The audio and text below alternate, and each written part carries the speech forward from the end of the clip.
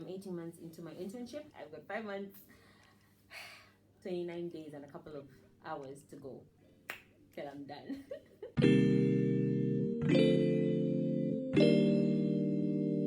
Hey guys, welcome to or back to my YouTube channel. It's Dr. Monze, but for me and for most, just KP. Welcome to the doctor's room of the hospital I work in, for which I'm not going to say the name because I might be, I don't know, suspended. Just kidding. I hope you're okay. I hope everything is going well. Today, I am going to tell you about my internship experience so far. So, I am 18 months into my internship. That means 6 months to go. Actually, 5 months and 29 days and a couple of hours because, yes, I am big on countdowns. Trust me, I count down to anything and everything.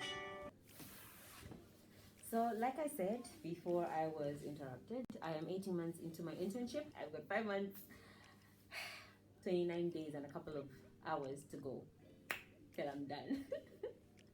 Okay, let's get serious. So, my internship experience. So, I was posted to the Lusaka District Health Office, and I say that because some people are posted, most people are posted under the Lusaka Provincial Health Office, which means you're going to work at either UTH or Levi Manawasa teaching hospitals, the two biggest hospitals in the province at the moment, probably in the country as well. Stand to be corrected, but not now. You can correct me another day. Lusaka District Health Office is in charge of the district hospitals, obviously, as the name dictates. So there are 5 hospitals called first level hospitals, and initially I thought I was going to rotate through all of them because not all of them have the departments. So before I go on, there's 4 major departments that you have to rotate in while doing your internship, and by the end of these 4 you are confirmed and you are trusted to work independently, either in another hospital, another big hospital with other seniors, or in a very rural hospital, and you'll be the main doctor there, and they trust that you'll be able to practice everything that they've taught you regardless of the patient that comes to you. So if you're going to have a woman in labor that is not progressing, they trust that you're going to do a cesarean section properly and without any complications, and the woman will go home with her child smiling. If you have a surgical patient, say for example an intestinal obstruction and you need to do an urgent laparotomy or peritonitis, I'm using all these big words, but I will explain them down in the description box below. So if you're going to have a surgical patient that needs urgent medical attention, they trust that you're going to do it. And if you're going to have a kid, say for example in shock, or what are the emergencies? A seizure disorder, something in those lines, they expect that you're going to be able to do that. And internal medicine, which is basically therapy, any and every emergency that comes, they expect that you'll be able to do it. So that's what you get to do at the end of your internship on your own later. So I'm now in my last department, and so far it's been quite the experience. So if you remember in my previous video, one of my previous videos, I talked about the challenges that we face being foreign trained and coming back to study in Zambia. So I'll just highlight a few of them again in summary. The fact that we studied in Russian makes remembering certain things really hard when you get back home, because if you know something now, you see, because I've been home for quite a while, it's hard for me to take things back to Russian. But if you know certain conditions or phrases or medications in Russian, even though they're in Latin, you would still learn the Russian name. And you're supposed to come back home and say it in English, and you're thinking to yourself, wait, what's this? And this unfortunately drives the seniors and the consultants really mad, because they, unfortunately, am I using that word too much? They are used to their students. They have groomed their students. They have groomed these doctors that they've worked with. And when you come and they expect you to be up top with your information and you're not, then that's a big issue. Much as you will study for your licensure exam and you know how to answer certain questions. There's just certain phrases that don't come like that. And that, my friends, has been my biggest challenge. And I think I speak for many. That has been a serious challenge.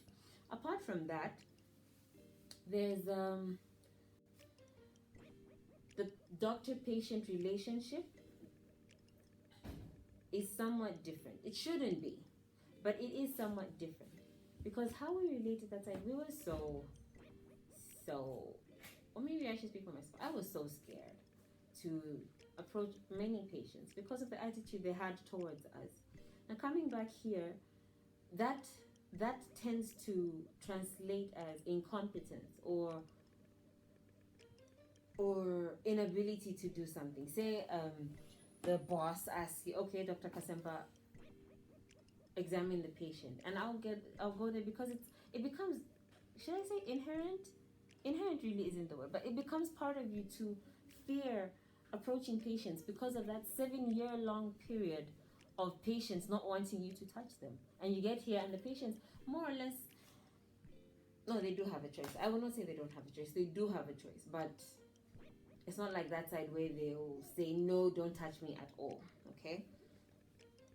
And the answering technique. So medicine, like I said, is different from place to place. And I personally feel the way we answer questions when asked is also something that plays a vital role. So I'll give you a simple example. What are the complications of, what can I think of? What are the complications of peptic ulcer disease? Yeah, or ulcers basically. What are the complications of ulcers? Or even, what are the complications of gastritis? So, back in Russia, it was important, yes, to classify and to explain. But because a lot of the exams were oral and you're expected to give things straight to the point, you would get straight to the point. What are the complications? So, if you're talking about the complications of ulcers, there's perforation, and perforation will lead to peritonitis, and peritonitis will lead to death. You know, that's just an example. You give straight to the point answers, and if the professor now finally asks you, okay, tell me about peritonitis, then you start talking about peritonitis. Or the professor will say, okay, good, explain more on the early complications, and you start that. What I've noticed being here is, as you're answering, what are the complications of ulcers? So complications are, the complications of peptic ulcer disease are divided into early, intermediate, and late complications. Under early complications, you have la la la la la la la la. Under intermediate, you get la la la la la la, and late, you get la la la la la la. And should I be saying la la la? I really should be explaining this better. Oh, by the way, I'm wearing my mask because I'm in the hospital, I'm on call, and it's just not okay for me to just roam without it. Answering technique posed as another challenge for me, being back home, because I'm used to what we had that side.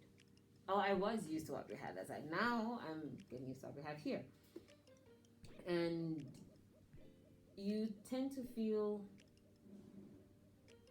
like you're not good enough, okay?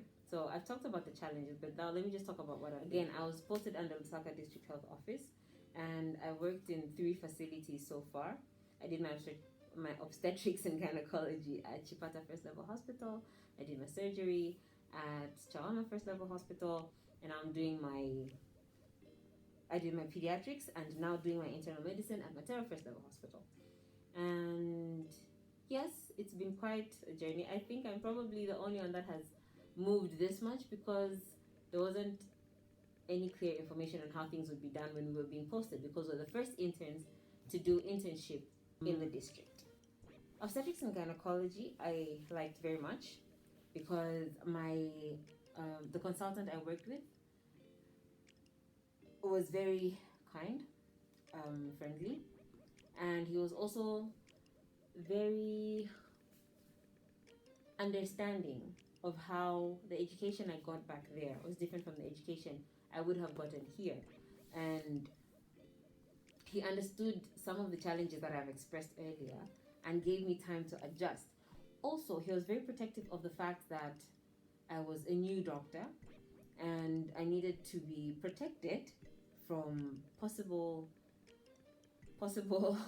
lawsuits had anything gone wrong. Even if as an intern you don't go to court, he still protected that for me. And he helped me grow. As my first department, he really helped establish internships for me. He put me, quite alright, he did put me in the front line of the battle, but he was right there. And he taught.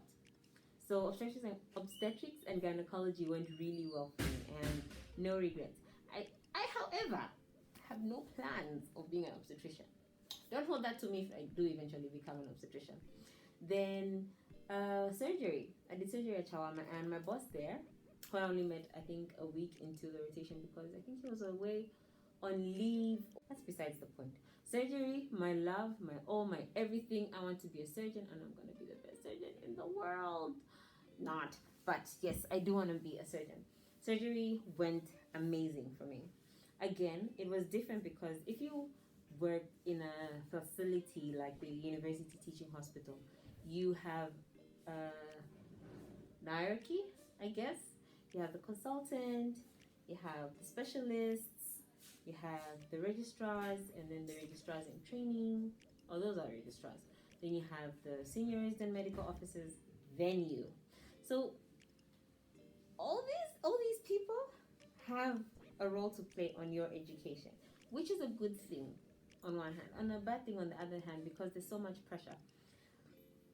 On this side, there's two people, my boss and me. So